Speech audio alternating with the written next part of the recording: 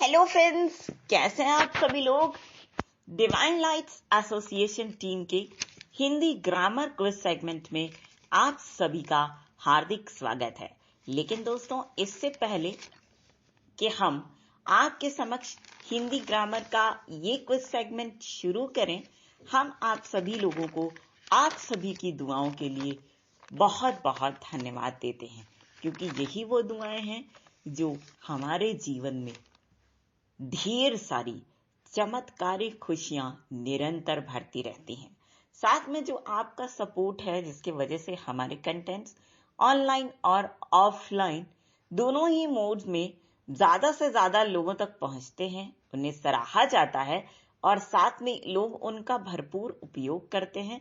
इस बात के लिए भी हम आपको कोटि कोटि धन्यवाद देते हुए शुरू करते हैं ये क्विज सेगमेंट। देखिए दोस्तों, ये जो हम पढ़ने वाले हैं आज क्वेश्चंस, वो हिंदी वर्णमाला से संबंधित हैं, ठीक, जो कि अक्सर हिंदी का कोई भी एग्जाम आप लिखने जाएंगे तो उसमें पूछे जाते हैं। तो चलिए शुरू करते हैं। संयुक्त व्यंजन कौन कौन से हैं? आंसर है क्ष, त्र, ज्ञ और श्र। देखो, क्ष कक्षा, शिक्षा, है ना, कक्ष, अक्ष, ये सब में क्ष लगता है वो वाला, ठीक है, तो वो है एक संयुक्त व्यंजन का उदाहरण। ठीक है, एकत्र में जो त्र लगता है वो है संयुक्त व्यंजन का उदाहरण। ज्ञान में ज्ञा है, वो संयुक्त व्यंजन का उदाहरण है। श्रमिक में श्र जो लगता है, श्री, श्रीमती, इसमें जो श्र लगता है वो भी संयुक्त व्यंजन का उदाहरण है। कौन कौन सा? क्ष, त्र, ज्ञ और श्र। नेक्स्ट क्वेश्चन, छ ध्वनि का उच्चारण स्थान क्या है? आंसर तालु। देखो, अब छ ध्वनि का उच्चारण स्थान तालु है, ये तो आपको समझ में आ गया, लेकिन आपको हम सारे वर्गों का उच्चारण स्थान पहले बता देते हैं, ठीक है, ताकि आप कोई भी एग्जाम लिखने जाएं अगर और आपसे किसी भी अक्षर का उच्चारण स्थान पूछ लिया जाए तो आप अटके नहीं। तो देखो, का वर्ग का उच्चारण स्थान कौन सा है? गला या कंठ। ठीक है, का वर्ग यानी का वर्ग के जितने भी अक्षर हैं, क, ख, ग, घ, अंग, तो इन सब का उच्चारण स्थान कौन सा है? कंठ यानी गला।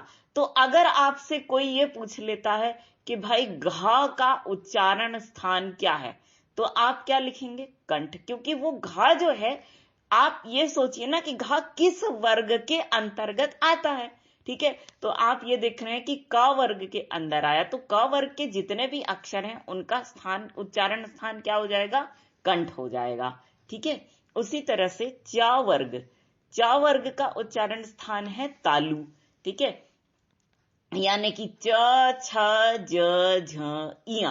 ठीक, अब आपसे इनमें से किसी भी अक्षर को पूछ लिया जाए, जैसे आपसे पूछ लिया जाए कि इया का उच्चारण स्थान क्या है। ठीक, अगर आपको ये पता है कि इया कौन से वर्ग में आता है, आप जान जाएंगे च, छ, च वर्ग में आता है, च, छ, ज, झ, इया लिखा जाता है, तो आप आराम से बता देंगे कि इया का उच्चारण स्थान क्या है? तालु है। ठीक है, ट वर्ग का उच्चारण स्थान है मूर्धा, ट, ठ, ड, ढ, ण। तो ट वर्ग के जितने भी अक्षर हैं उनका उच्चारण स्थान क्या हो गया? मूर्धा।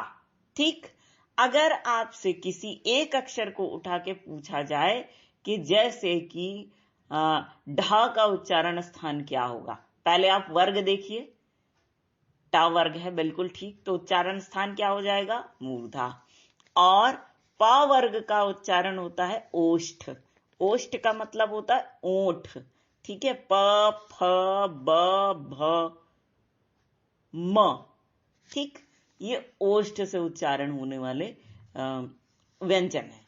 एक अक्षर को भी कोई उठा के पूछ लिया, म का उच्चारण स्थान बताइए, तो आप क्या बोलेंगे? पहले वर्ग देखेंगे, उसके बाद बोलेंगे ओष्ठ है। ठीक है, क्लियर हो गई बात? चलिए नेक्स्ट क्वेश्चन, किसी वर्ग के प्रथम और द्वितीय व्यंजन क्या कहलाते हैं? आंसर आघोष व्यंजन, प्रथम और द्वितीय व्यंजन। ठीक, जैसे क वर्ग है तो क और खा, चा वर्ग है तो च और छा, ठीक है, प वर्ग है प और फा, ठीक है, ट वर्ग है तो ट और ठा। तो ऐसे व्यंजन क्या कहलाए? आघोष व्यंजन। नेक्स्ट, किसी वर्ग के प्रथम, तृतीय और पंचम वर्ण को क्या कहते हैं? कौन सी ध्वनि के अंतर्गत रखा जाता है? आंसर अल्प प्राण। ठीक है, क्या बोला जाता है? अल्प प्राण, प्रथम, तृतीय, पंचम। देखो, जैसे क वर्ग है तो क, ग, अंग, ठीक है, तो ये कौन सी हो गई ध्वनियां? अल्प प्राण। और अब बचे कौन से? दूसरे और चौथे, ख और घ, ये क्या हो गई? महाप्राण। ठीक है, क्लियर हो गई बात? नेक्स्ट क्वेश्चन, अनुस्वार किस ध्वनि का सूचक नहीं है?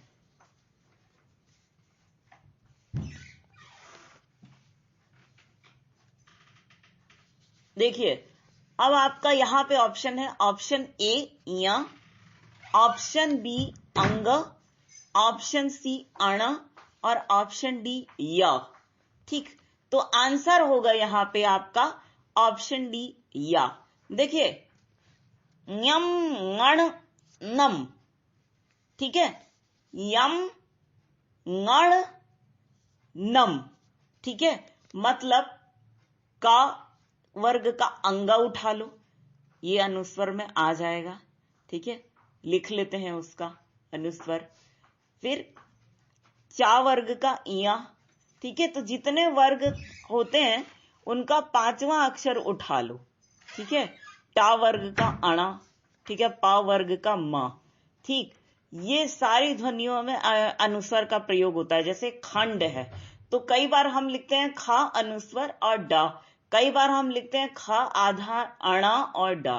ठीक है, तो जैसे एवं है तो ए व, और कई बार आधा म लिखते हैं और कई बार हम अनुस्वर लिखते हैं। तो इस तरह से आप इसको समझ सकते हैं। ठीक, नेक्स्ट क्वेश्चन, जिन ध्वनियों के संयोग से शब्दों का निर्माण होता है उन्हें क्या कहा जाता है? आंसर है स्वनिम। अब चलिए अगले क्वेश्चन पे। नेक्स्ट क्वेश्चन है, ड़ और अढ़ा किस प्रकार के व्यंजन हैं? आंसर द्विगुणीय व्यंजन। नेक्स्ट क्वेश्चन, अड़ा और अढ़ा किस प्रकार की ध्वनियां हैं? आंसर होगा मूर्धन्य उत्क्षिप्त ध्वनियां। नेक्स्ट क्वेश्चन, उच्चारण की दृष्टि से श, श और स व्यंजन किस प्रकार के हैं? आंसर ऊष्म। ठीक है, इसमें ह को भी जोड़ दीजिए। श, श, स और ह, ये कौन से व्यंजन हुए? ऊष्म व्यंजन। नेक्स्ट क्वेश्चन,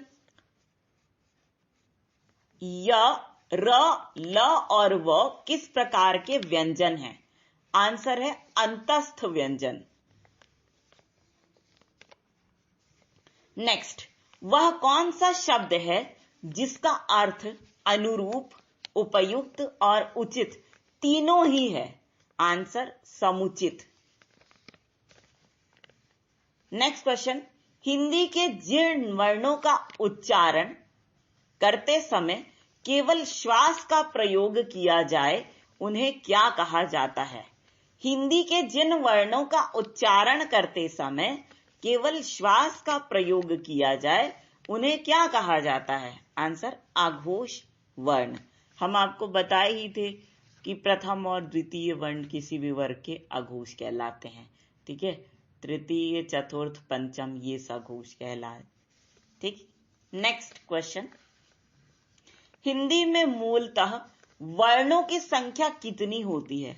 आंसर है 52 यानी 52। नेक्स्ट क्वेश्चन, हिंदी वर्णमाला में स्वरों की संख्या कितनी है? आंसर 11। नेक्स्ट, हिंदी वर्णमाला में व्यंजनों की संख्या कितनी होती है? आंसर 33। नेक्स्ट, जिन शब्दों के अंत में अ आता है उन्हें क्या कहा जाता है? आंसर अकारांत। नेक्स्ट, अयोग वाह है, आंसर अनुस्वर और विसर्ग।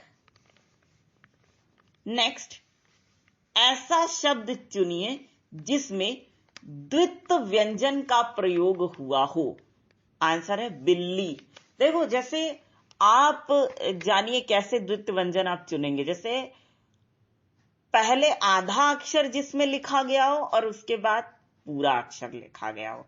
जैसे आप बोल दिए